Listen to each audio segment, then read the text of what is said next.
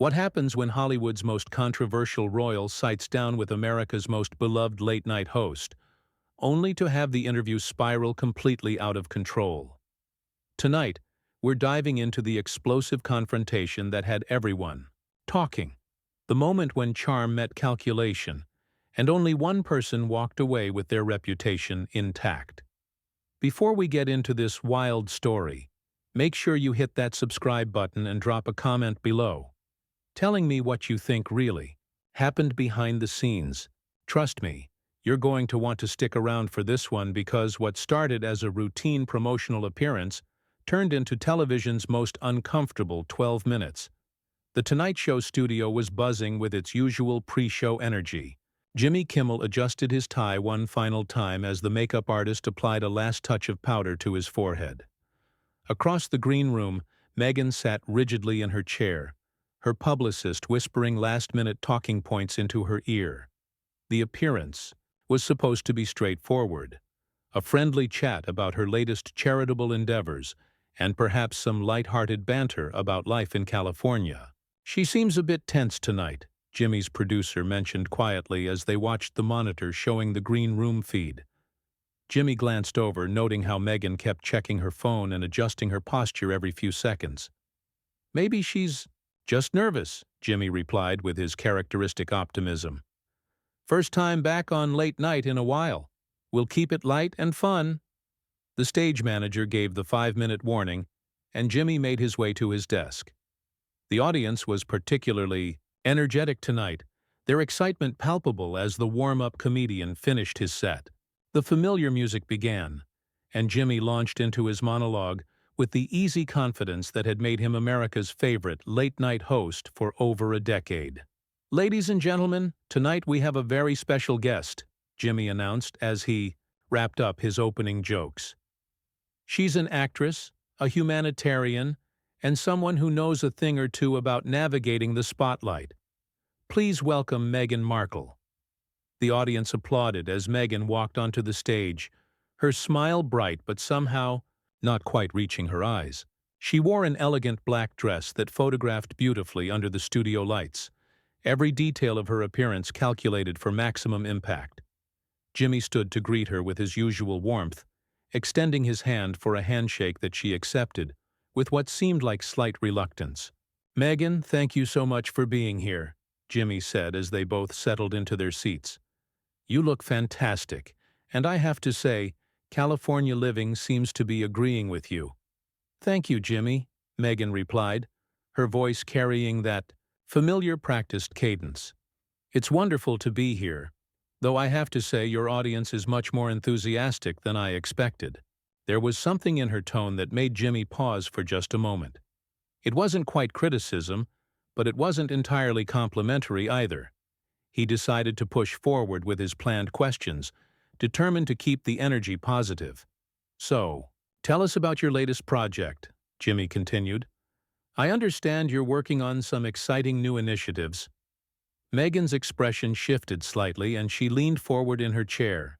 "Well, Jimmy, I think it's important to talk about the real issues that matter to people, not just the surface-level entertainment that dominates so much of media today." The comment hung in the air for a moment, and Jimmy felt the first stirring of unease. The audience seemed to sense it too, their energy shifting almost imperceptibly.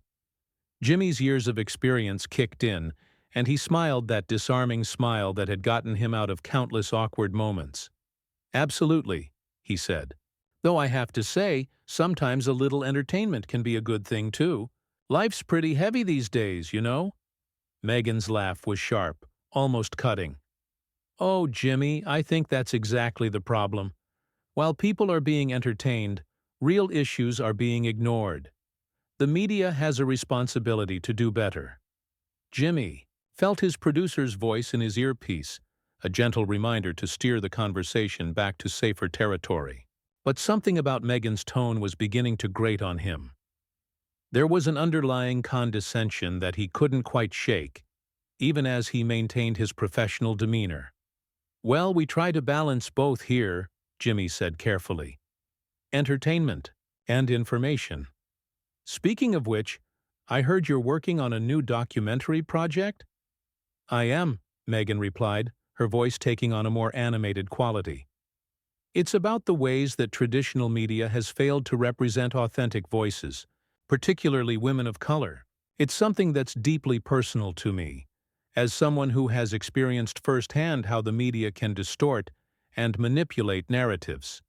Jimmy nodded politely, but he could feel the interview beginning to veer into territory that made him uncomfortable, not because of the subject matter itself, but because of the way Meghan seemed to be using his show as a platform to air grievances rather than engage in genuine conversation. That sounds like important work, Jimmy said. Though I have to ask, do you think all media is guilty of that? Or are there outlets and people trying to do better? Meghan's eyes flashed, and for a moment Jimmy saw something that looked almost like anger. Jimmy, I think when you've lived through what I've lived through, when you've seen how quickly the narrative can turn against you regardless of the truth, you realize that the entire system needs to be examined. The audience was beginning to shift in their seats, sensing the growing tension. Jimmy glanced quickly at his cards, trying to find a question that might redirect the conversation. But Meghan continued before he could speak. I mean, look at this show, she said, gesturing around the studio. How often do you have guests on who challenge the status quo? How often do you use this platform to really make a difference instead of just making people laugh? Jimmy felt. His jaw tightened slightly, though his expression remained pleasant. 20 years in television had taught him how to handle difficult guests, but something about Meghan's approach was particularly galling. She was essentially criticizing him, and his show while sitting in his chair using his platform to do it. Well, Jimmy said, his voice still warm but with just a hint of steel underneath, I'd like to think we do both. We've had presidents on this show, activists, authors, people working to change the world. But yeah, we also try to give people a break from all the heaviness out there. Sometimes laughter is exactly what people need. Meghan smiled, but it was the kind of smile that didn't bode well for what was coming next. Jimmy, I think that's a very privileged perspective, Meghan said, her smile never wavering, but her words carrying an unmistakable edge. It's easy to talk about giving people a break when you haven't had to fight for your voice to be heard, when you haven't had to deal with the kind of systematic challenges that so many of us face. The studio fell noticeably quieter. Jimmy could feel his producer's tension through his earpiece, and the audience seemed to collectively hold its breath. This wasn't the direction anyone had expected the interview to take, least of all Jimmy himself. I'm not sure I follow, Jimmy said carefully, maintaining his composure even as he felt his patience beginning to fray. I mean, I think everyone faces challenges in their own way. Meghan let out a laugh that sounded more like a scoff. Jimmy, come on. You're a white man in Hollywood who's been handed one of the biggest platforms in entertainment. Do you really think your experience is comparable to someone like me? Jimmy felt the comment hit him like a slap. In all his years of hosting, he'd never had a guest so blatantly dismiss his journey or his accomplishments. He thought about his early days doing stand-up in dingy clubs, the years of rejection, the countless nights wondering if he'd ever make it. But he also knew that engaging in that kind of back and forth would only make things worse.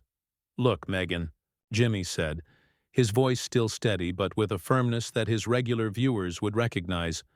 I think we all have different paths and different struggles. I've never claimed to speak for anyone else's experience, but I also don't think it's fair to minimize anyone's journey. Minimize? Meghan's eyebrows shot up, and Jimmy could see that he'd touched a nerve. Jimmy, that's exactly what I'm talking about. The moment someone brings up real issues of inequality and representation, suddenly we're being accused of minimizing other people's experiences. It's a classic deflection tactic. Jimmy felt his control of the interview slipping away entirely. This was supposed to be a light-hearted chat about charitable work and life in California, not a lecture about his privilege or the failings of his show.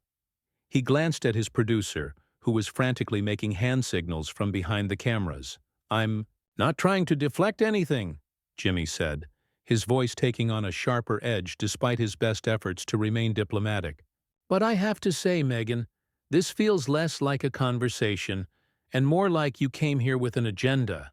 The words hung in the air between them, and Jimmy immediately regretted being so direct. But something about Meghan's approach had pushed him past his usual boundless patience. The audience was dead silent now, sensing that they were witnessing something unprecedented.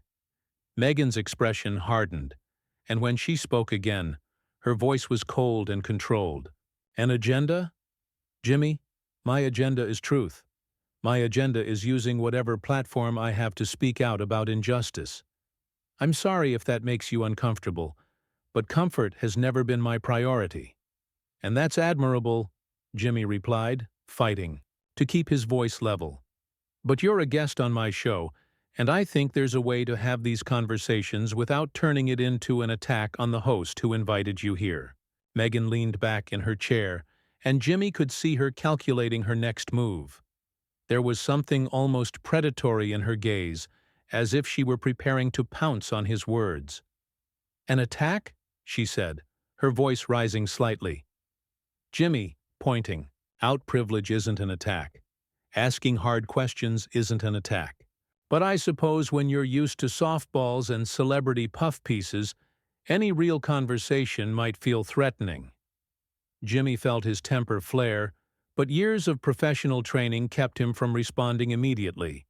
He took a breath, counted to 3, and then spoke with the kind of measured authority that had made him one of the most respected hosts in late-night television.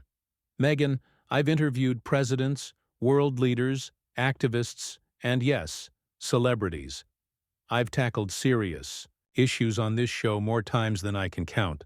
But I've also learned that you can address important topics without being condescending to the people you're talking to." "Condescending?"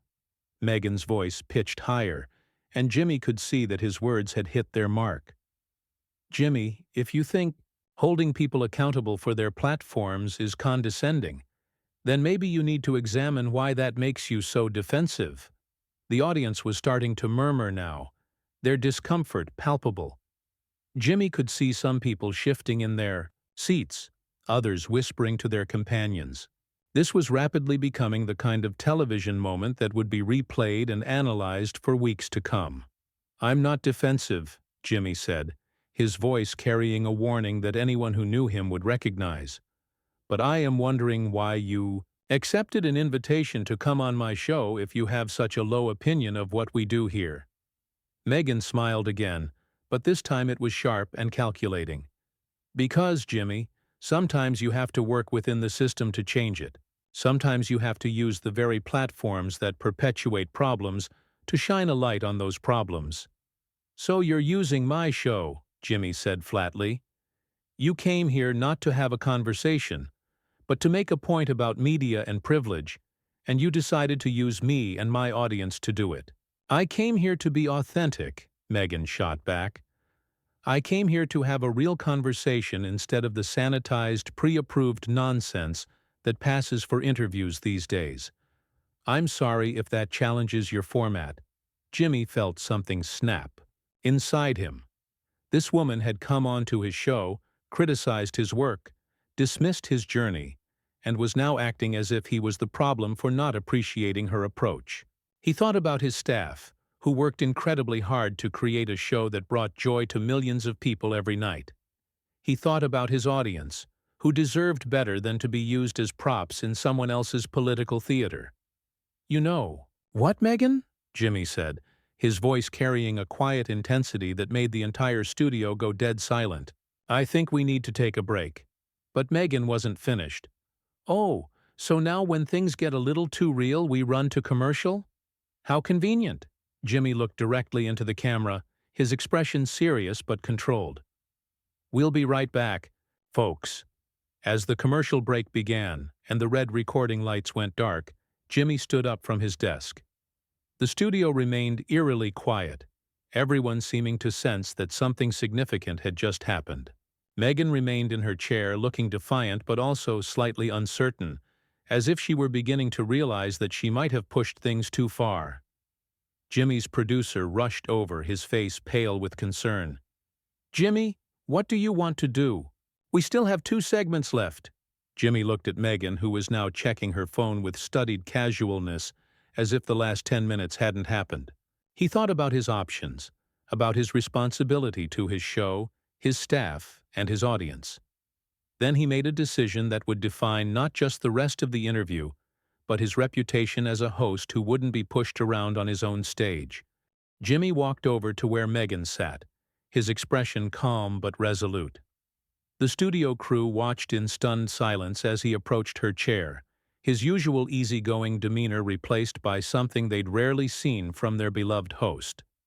"Meghan," Jimmy said quietly, his voice carrying just enough authority to cut through the backstage chatter. "I think we're done here."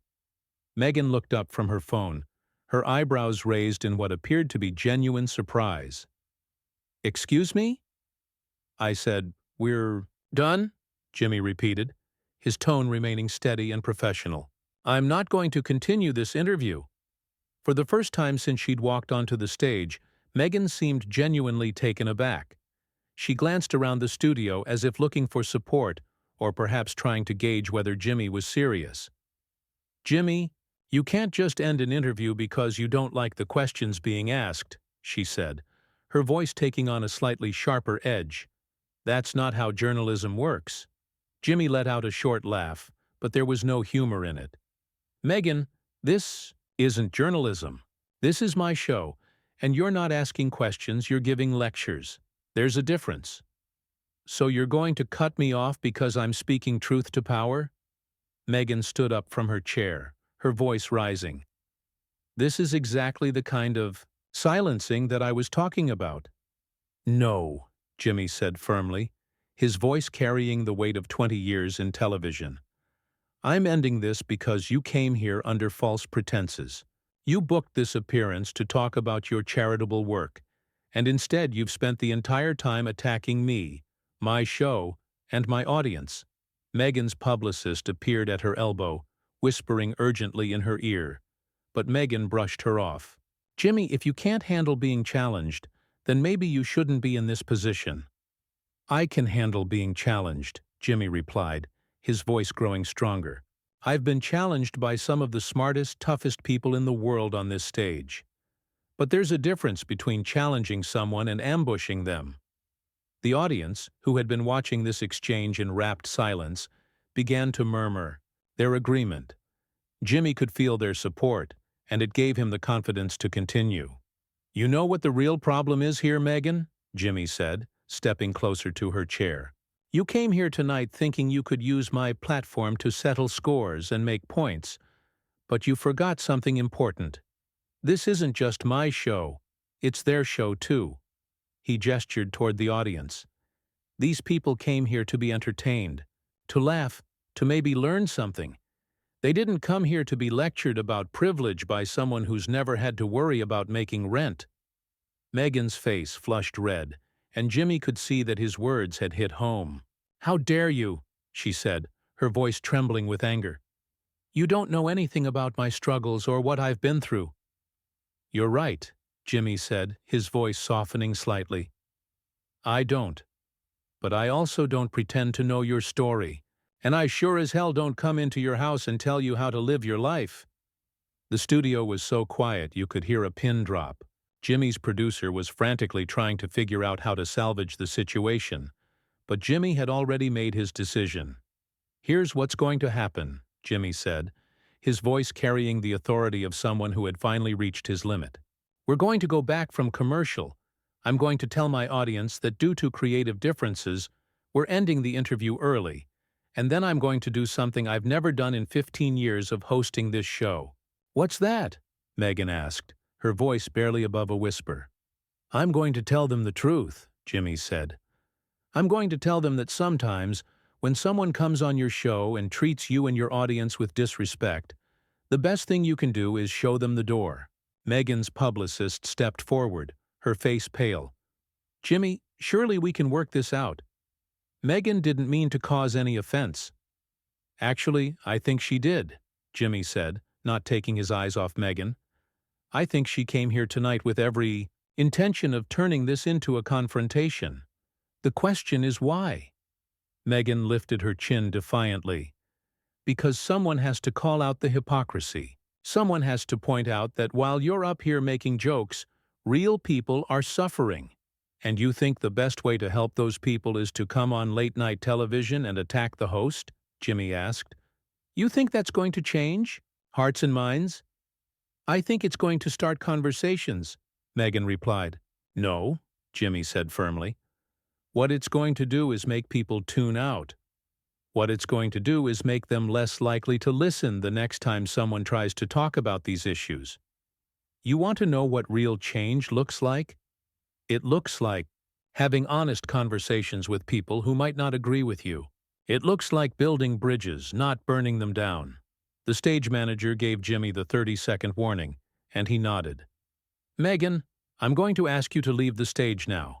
Security will escort you out. You can't be serious, Meghan said. But Jimmy could see in her eyes that she was beginning to realize he was completely serious. I've never been more serious about anything in my professional life, Jimmy replied. You came here tonight and disrespected me, my staff, and my audience. You used our hospitality as a weapon, and that's not something I'm going to tolerate. As security approached, Meghan gathered what remained of her dignity. This is exactly what I was talking about, she said, her voice carrying across the studio. The moment someone speaks truth, they get silenced. No, Meghan, Jimmy said, his voice carrying a finality that brooked no argument. This is what happens when someone mistakes rudeness for courage and thinks that attacking people is the same thing as fighting for justice. As Meghan was escorted from the stage, Jimmy straightened his tie and walked back to his desk. The audience erupted in applause, their support for their beloved host unmistakable. Jimmy raised his hand for quiet and looked directly into the camera as the red light came on. And we're back, he said, his voice carrying its usual warmth, but with an undertone of steel that his regular viewers had never heard before. Well, folks, that was something you don't see every day. Sometimes in this business, you have to make difficult decisions about what kind of show you want to run and what kind of behavior you're willing to accept. Tonight, I made one of those decisions. The audience applauded again, and Jimmy smiled, the warmth returning to his eyes. You know, in 15 years of doing this show, I've never had to ask a guest to leave. But there's a first time for everything. The truth is, you folks deserve better than what you just witnessed. You deserve guests who come here to have real conversations, not to use this stage as their personal soapbox. Jimmy leaned back in his chair, his composure fully restored. That's all the time we have tonight, folks. Thanks for sticking with us through that unexpected detour. Make sure you subscribe to the channel if you haven't already, and leave a comment below. I'm curious to hear your thoughts on what just happened here tonight. What do you think is the difference between having tough conversations and just being confrontational? Let me know in the comments. Good night, everybody. As the credits rolled and the audience filed out, Jimmy sat at his desk for a moment longer, reflecting on what had just happened. He'd handled thousands of interviews, weathered countless storms, but tonight had been different. Tonight, he'd drawn a line in the sand and stood by it. And judging by the response from his audience, he'd made the right choice. The story of what happened that night would be told and retold for years to come. But one thing was certain. Jimmy Kimmel had shown that even the nicest guy in late night television had his limits. And when those limits were crossed, he wasn't afraid to stand up for himself, his show, and his audience. Don't forget to subscribe and drop a comment telling me what you think really went down behind the scenes. Was Jimmy right to end the interview, or should he have let Meghan continue? Let me know your thoughts below.